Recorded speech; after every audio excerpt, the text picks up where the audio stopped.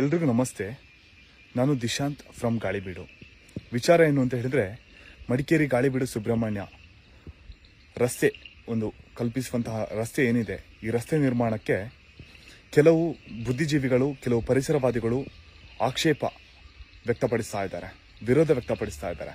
ಇದೇನಕ್ಕೆ ವಿರೋಧ ವ್ಯಕ್ತಪಡಿಸ್ತಾ ಇದ್ದಾರೆ, ಯಾವ ರೀತಿಯಲ್ಲಿ ವಿರೋಧ ವ್ಯಕ್ತಪಡಿಸಿದ್ದಾರೆ ಅಂತ ಹೇಳ್ಬಿಟ್ಟು ಗೊತ್ತಾಗ್ತಾ ಇಲ್ಲ. ಸ್ವಾಮಿ ನೋಡಿ, ಗಾಳಿಬೀಡು ಗ್ರಾಮ ಪಂಚಾಯಿತಿ ವ್ಯಾಪ್ತಿಗೊಳಪಡುವಂತಹ ಒಂದು ಗ್ರಾಮನೂ ಕೂಡ ಅಲ್ಲಿದೆ, ಕಡಮಕಲ್ಲು. ಅಲ್ಲಿನ ಸ್ಥಳೀಯ ನಿವಾಸಿಗಳಿಗೆ ಸಮಸ್ಯೆ ಆದಾಗ ಪಂಚಾಯಿತಿಗೆ ಬರಬೇಕು ಅನ್ನುವಾಗ ಸುಳ್ಯ ಮಾರ್ಗವಾಗಿ, ಜೋಡುಪೊಲ ಮಾರ್ಗವಾಗಿ ಮಡಿಕೇರಿಗೆ ಬಂದು ಆನಂತರ ಇವರು ಗಾಳಿಬೀಡಿಗೆ ಬರಬೇಕಾಗ್ತದೆ.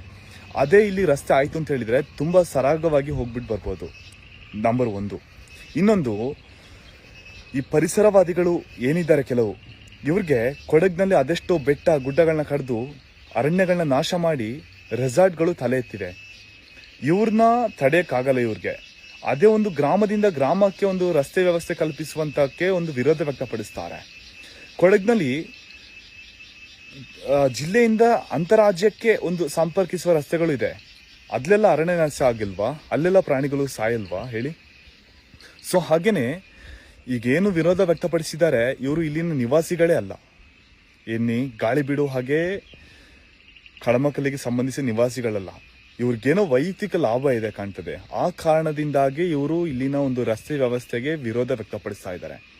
ಸಾಧಾರಣವಾಗಿ ಹೇಳಬೇಕು ಅಂತ ಹೇಳಿದ್ರೆ, ಗಾಳಿಬೀಡು ಮುಖಾಂತರವಾಗಿ ಕುಕ್ಕೆ ಸುಬ್ರಹ್ಮಣ್ಯ ಪ್ರಸಿದ್ಧ ದೇವಸ್ಥಾನಕ್ಕೆ ಹೇಳಬೇಕು ಅಂತ ಹೇಳಿದ್ರೆ, ರಸ್ತೆ ಆದರೆ ಕೇವಲ 30-32 ಕಿಲೋಮೀಟರ್ ಅಷ್ಟೇ. ಅದೇ ನಾವು ಮಡಿಕೇರಿ ಮಾರ್ಗವಾಗಿ ಕಲ್ಲುಗುಂಡಿ ಜೋಡುಪಾಲ ಮಾರ್ಗವಾಗಿ ಹೋಗ್ಬೇಕು ಅಂತ ಹೇಳಿದ್ರೆ ಆಲ್ಮೋಸ್ಟ್ 90-95 ಕಿಲೋಮೀಟರ್. ನೋಡಿ ಸ್ವಾಮಿ, ತಾವುಗಳು ಏನಕ್ಕೆ ಈ ರೀತಿ ವಿರೋಧ ವ್ಯಕ್ತಪಡಿಸ್ತಾ ಇದ್ದಾರೆ, ತಮ್ಗೇನೋ ವೈಯಕ್ತಿಕ ಲಾಭವಿದೆ ಅಂತ ಹೇಳ್ಬಿಟ್ಟು ಗೊತ್ತಾಗ್ತಾ ಇಲ್ಲ. ಗಾಳಿಬೀಡುವಿನ ಸರ್ವ ಗ್ರಾಮಸ್ಥ ಬಂಧುಗಳು ನಿಮ್ಮ ಒಂದು ಹೇಳಿಕೆಗೆ ವಿರೋಧನ ವ್ಯಕ್ತಪಡಿಸ್ತಾ ಇದ್ದೇವೆ. ನೋಡಿ, ತಾವುಗಳು ದಯಮಾಡಿ ಒಂದು ರಸ್ತೆ ವ್ಯವಸ್ಥೆಗೆ ಈ ರೀತಿಯ ಒಂದು ವಿರೋಧ ವ್ಯಕ್ತಪಡಿಸಬೇಡಿ ಅಂತ ಹೇಳಕ್ ಇಷ್ಟಪಡ್ತೇನೆ. ಧನ್ಯವಾದಗಳು.